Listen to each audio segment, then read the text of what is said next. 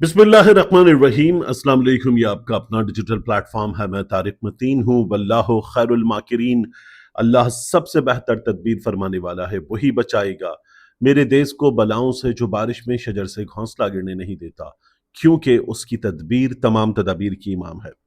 मैंने आपसे कहा था कि हुकूमत, ये जैसी भी हुकूमत है, आप बार बार कहते हैं कि हुकूमत फॉर्म 47 की है। हाँ है। इलास्टिक की शलवारें हैं। हाँ हैं। लेकिन अब ये बिठा दी गई है, तो ये हुकूमत जो है वो करने जा रही है काम निज़ाम सलात पर। अब इसमें तीन चीजें इब्तदाई तौर पे हमें पता चल रही हैं कि हुकूमत क्या करने जा रही है, उस पर बात करेंगे।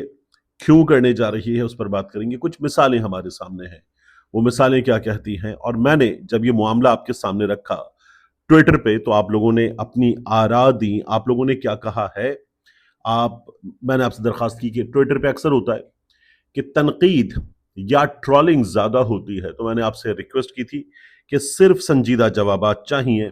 वो संजीदा जवाबात भी हमारे सामने मौजूद हैं। मैं तमाम चीजें आपके सामने रख देता हूं। देखिए, सबसे पहले तो ये जान लीजिए कि हमारे यहाँ हुकूमत करने क्या जा रही है।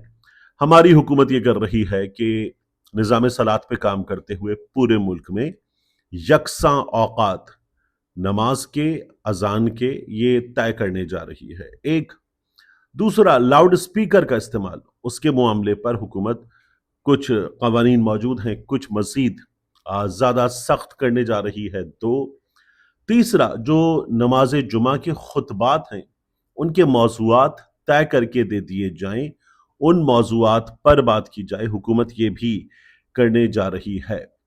मैंने आपसे कहा था कि इस मामले पर संजीदा हमें राय दीजिएगा। मैं आपको अपनी राय भी दे देता हूं, लेकिन पहले, ये सिलसिला सऊदी अरब में मौजूद है, ये मुत्तहिदा अरब अमारात में मौजूद है, कतर में मौजूद है, मिस्र में मौजूद है, उसके अलावा ट्यूनिस में मौजूद है, अलजायर में मौजूद है। तो जो गल्फ है और कुछ दीगर ममालिक, मुस्लिम ममालिक वहां पर मौजूद हैं।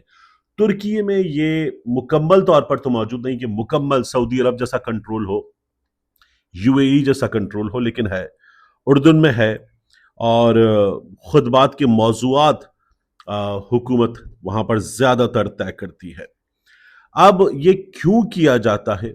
जो सऊदी अरब की, यूएई की, कतर की, दीगर ममालिक की रीजंस हैं, कमोबेश उन्हीं रीजंस के साथ हमारे यहाँ ये हुकूमत करने जा रही है। एक, रियासत का मरकजी कंट्रोल हो।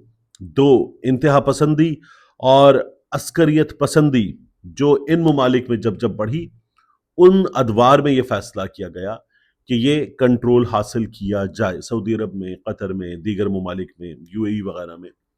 देखिए, गालिबन 1979 1979 था कि जब जुहेमान अल उतैबी वाला वाकया हुआ। और उस वाकये में क्या हुआ, मैंने आपको पहले भी बताया था, ये आपको इंटरनेट पर डिटेल्स भी मिल जाएंगी। इस पर सऊदी अरब में एक ड्रामा भी बना है। जुहेमान अल उतैबी आया, अपने साथ कुछ लोग लाया और खाना काबा में दाखिल हुआ। और एक रोज खाने काबा में दाखिल होकर उसने कहा कि ये मेरे साथ जो है बहनोई है मेरे, और ये इमाम महदी है, इमाम महदी का ज़हूर हो चुका है। उसके बाद उसने सऊदी अरब के हुक्मरानों को करप्ट वगैरह कहकर और चेंज चाहिए ये कहकर उसने कब्जा कर लिया। कुछ दिन कब्जा रहा खाना काबा पे। और फिर उसके बाद वहाँ की forces, Pakistani forces, French forces के कुछ अहलकार वो शामिल हुए, कॉपरेशन किया गया। जुहेमान अल उतैबी, उसके साथियों को गिरफ्तार किया गया। कुछ जो शुरते हैं, सऊदी सिक्योरिटी फोर्सेस के अहलकार हैं, उन्होंने भी जाम शहादत नोश किया। जुहेमान अल उतैबी के भी कुछ साथी मारे गए। और फिर उसके बाद जब ये गिरफ्तार किए गए, उलमा से एक फतवा भी लिया गया कि खाना काबा में कार्रवाई कैसे की जा सकती है क्योंकि खून बहेगा। और फिर उसके बाद जब ये लोग गिरफ्तार हो गए, तो सऊदी अरब के मुख्तलिफ शहरों में इन लोगों को ले जाकर इनको वहां सरेआम फांसियां दी गई ताकि निशान इबरत हो। उसके बाद तो कंट्रोल बहुत सख्त हो गया था सऊदी अरब में और दीगर मुस्लिम ममालिक में भी। अब ये इसलिए बढ़ा कि जब इंतहा पसंदी और अस्करियत पसंदी ये बढ़ती नजर आई, तब कंट्रोल बढ़ा। जदीद शहरी रियासत में एक जैसे औकात चाहिए, इसलिए ये बढ़ा। देखें, 1960 के बाद सऊदी अरब में बढ़ना शुरू हुआ था। जुहेमान अल उतैबी के बाद तो बहुत सख्ती के साथ बढ़ा। 2000s کے بعد یہ یو اے ای میں بڑھا، قطر میں بھی 90 سے 2000 کے ادوار میں یہ بڑھا، 2013 کے بعد مصر میں اس کا سخت ترین کنٹرول ہو گیا، 2015 کے بعد ٹیونیسیا میں ہوا یہ، الجزائر میں 1990 کے بعد یہ کیا گیا، 1924 سے بڑی حد تک کنٹرول اتاترک کے دور سے یہ ٹرکی میں موجود ہے۔ تو یہ مسلم ممالک میں کیا صورتحال ہے یہ ہمارے سامنے ہے۔ اب آ جائیے ہمارے ہاں حکومت جو 3 چیزیں کر رہی ہے اس پر میری رائے اور آپ کی رائے جو میں نے آپ سے مانگی اس پر بات کر لیتے ہیں۔ پہلی بات، یکساں اذان کے اوقات، نماز کے اوقات۔ تو ظاہر ہے کہ جس طرح کا ہمارا ٹیرین ہے، میدانی علاقے، ساحلی علاقے، پہاڑی علاقے، تو ہمارے ہاں جو غروب آفتاب ہے اس میں بہت زیادہ ویریشن ہے مختلف علاقوں میں، تو کچھ فرق تو پڑے گا، لیکن پھر زونز میں بانٹ کے یکساں اذان کے اوقات، نماز کے اوقات یہ مقرر کیے جا سکتے ہیں، ہو جائے اچھی بات ہے۔ پھر اس کے بعد مسالک کا فرق ہے، جو سنی مسالک ہیں ان میں آپس میں بھی فرق ہے، اور جو شیعہ ہیں ان میں اور سنیوں میں بھی فرق ہے، تو اس فرق کو بھی شاید جو لوگ امپلیمنٹ کریں گے انہیں دیکھنا ہوگا۔ پھر اس کے بعد معاملہ ہے لاؤڈ اسپیکر کا۔ لاؤڈ اسپیکر جو ہے اس کا استعمال ہمارے ہاں کیسا ہوتا ہے، میں ایک مثال دوں آپ کو، بلکہ 2 مثالیں ہیں۔ ایک، میرا بیٹا مصطفیٰ جو چلا گیا، اس کو لے کر میں لاہور میں گلبرگ کے علاقے میں کیولری سے نکل کر ہمارے گھر کے بالکل نزدیک جو مسجد تھی وہاں نماز جمعہ ہو چکی تھی، تو میں کچھ فاصلے پر نماز جمعہ کے لیے پہنچ گیا، گاڑی پارک کی، مسجد کے اندر گئے۔ میں اس مسجد میں پہلی بار گیا تھا، مصطفیٰ کے ساتھ گیا تھا، اب ایک بچہ ساتھ موجود، تو جو پیش امام صاحب ہیں انہوں نے کچھ ایسی باتیں کی جو فرقہ وارانہ اختلاف یا منافرت پر مبنی تھیں، اور ان میں زبان بھی جو ہے نا وہ کچھ، ایک ہوتی ہے مکمل گالی، ایک ہوتی ہے چھوٹی موٹی گالی، جیسے دوست کسی دوست کو کہہ دیتے ہیں نا، میں مثال دے رہا ہوں، کتا کمینہ وغیرہ، ذلیل وغیرہ، تو چھوٹی گالیاں بھی انہوں نے کچھ دے دی۔ میں نے مصطفیٰ کو لیا اور میں لے کر نماز، وہاں پر ہم نے باجماعت نہیں پڑھی، میں لے کر واپس آ گیا اور ہم نے نماز گھر آ کر پڑھ لی۔ یہ ہوا۔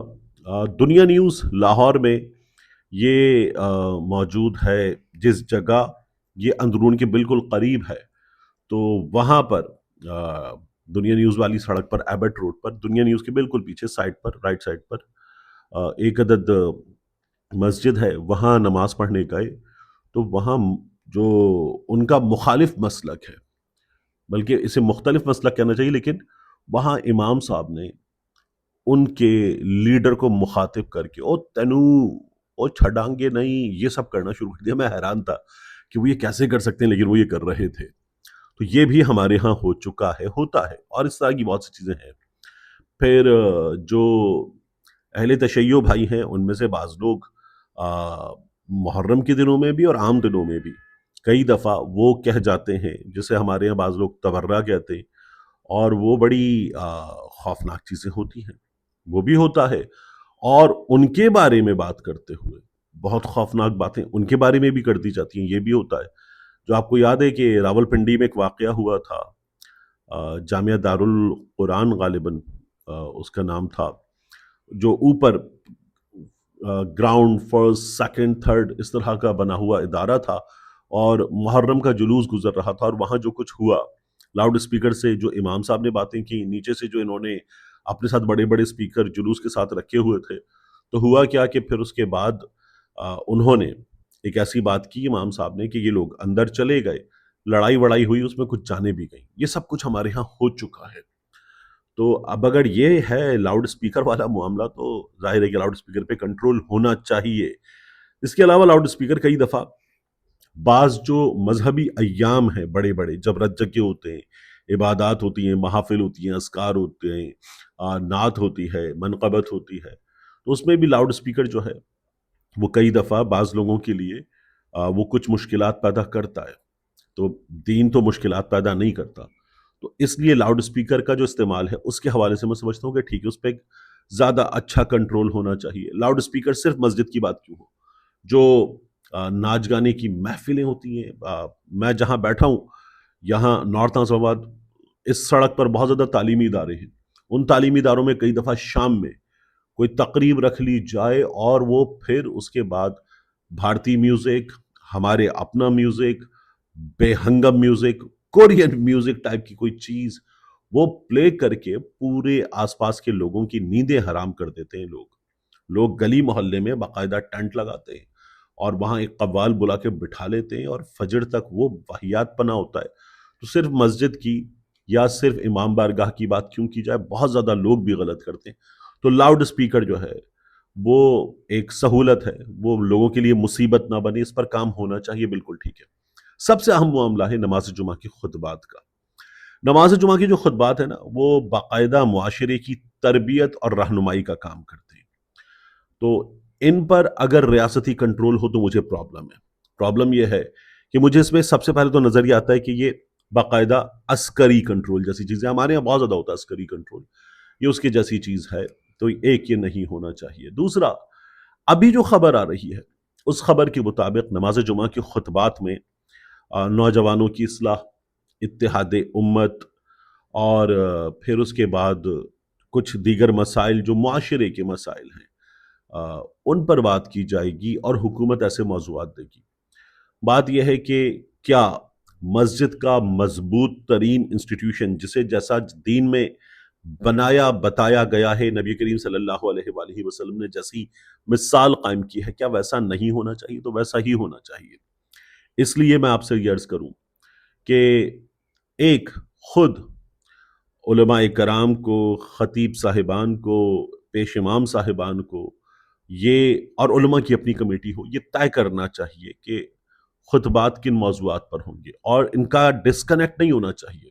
یعنی اگر فلسطین کا مسئلہ ہے تو ان کا ڈسکنیکٹ نہیں ہونا چاہیے، 27ویں آئینی ترمیم کا مسئلہ ہے تو ان کا ڈسکنیکٹ نہیں ہونا چاہیے۔ ابھی مفتی تقی عثمانی صاحب نے بات نہیں کی 27ویں آئینی ترمیم پہ کہ دین الاؤ نہیں کرتا تا حیات اور اس طرح کا استثناء کہ بالکل ہر طرح سے استثناء حاصل ہو جائے، دین الاؤ نہیں کرتا۔ تو باقاعدہ طور پر مسجد کا انسٹیٹیوٹ جو ہے وہ کنیکٹڈ ہو، لوگوں کو کنیکٹ رکھے، اویئر رکھے، یہ ہونا چاہیے۔ تو اس میں کوئی مجھے دانش کی بات نظر نہیں آتی، وزڈم کی بات نظر نہیں آتی کہ باقاعدہ طور پہ کنٹرول کر لے حکومت۔ یہ نہیں ہو سکتا، یہ نہیں ہونا چاہیے، اور علماء کرام کو اس سلسلے میں، مفتیان کرام کو ریزسٹ کرنا چاہیے کہ یہ نہیں کرنا چاہیے۔ ہاں کچھ جگہوں پر مسائل ہوتے ہیں، نماز جمعہ کے اجتماعات میں، خطبات میں بھی کچھ جگہوں پر مسائل ہوتے ہیں، فرقہ وارانہ مسائل ہوتے ہیں، مسلکی مسائل ہوتے ہیں، اور اختلاف کو کئی جگہوں پر ہوا دی جاتی ہے، تو اس سے بچنا چاہیے۔ کامن گراؤنڈز پہ علماء کرام کو خود کام کرنا چاہیے، یہ نہیں ہونا چاہیے۔ باقی میں نے آپ سے عرض کیا کہ میں نے ٹویٹر پہ لوگوں سے رائے مانگی، تو اس میں لوگ یہ کہہ رہے تھے کہ آپ جیسے تنقید کرنے والوں کو بلا وجہ ہر جگہ عسکری کنٹرول نظر آنے لگتا ہے، تو یہ غلط ہے، آپ غلط سوچ رہے ہیں۔ تو ہے ہمارے ہاں، اور یہ کنٹرول ہوتا ہے، اور یہ پچھلے کچھ عرصے میں بار بار ہوا ہے۔ ہمارے ہاں یہ چیزیں اس وقت کیوں کی جا رہی ہیں؟ کیونکہ لبیک کا واقعہ ہوا ہے، گزشتہ کچھ عرصے میں کچھ چیزیں ہوئی ہیں، ان کی وجہ سے یہ سوچ شاید پیدا ہوئی کہ اب اس کنٹرول کی بہت زیادہ ضرورت ہے اور آگے جا کر ضرورت پڑے گی۔ پھر ہارڈ اسٹیٹ جو عاصم منیر صاحب نے، فیلڈ مارشل صاحب نے کہا تھا، اس کو بنانے کی جو خواہش ہے، اس کے تحت بھی یہ مجھے لگتا ہے کہ یہ ہائیبرڈ اسٹیٹ میں، ہائیبرڈ حکومت میں، ہارڈ اسٹیٹ میں یہ شاید خواہش ہے کہ یہ ایسے چلے گا تو ٹھیک ہے۔ اور وہ جو سہیل وڑائی صاحب نے یا دیگر کچھ تجزیہ کاروں نے گزشتہ کچھ دنوں میں بتایا ہے کہ کیسے چلانا ہے، یہ طے کیا گیا ہے، تو یہ اس سلسلے کی کڑی ہو سکتی ہے۔ میں غلط بھی ہو سکتا ہوں، لیکن مجھے لگتا ہے کہ یہ نہیں ہونا چاہیے، نہیں ہو سکتا۔ اور آپ میں سے اکثریت نے، کچھ لوگوں نے کہا کہ آپ لوگوں کو ہر جگہ فوج سے، عسکری ادارے سے پرابلم ہے، لیکن اکثریت نے میرے ٹویٹ کے نیچے کوئی 200 کے قریب کمنٹس ہیں، اکثریت نے یہ کہا کہ یہ نہیں ہونا چاہیے۔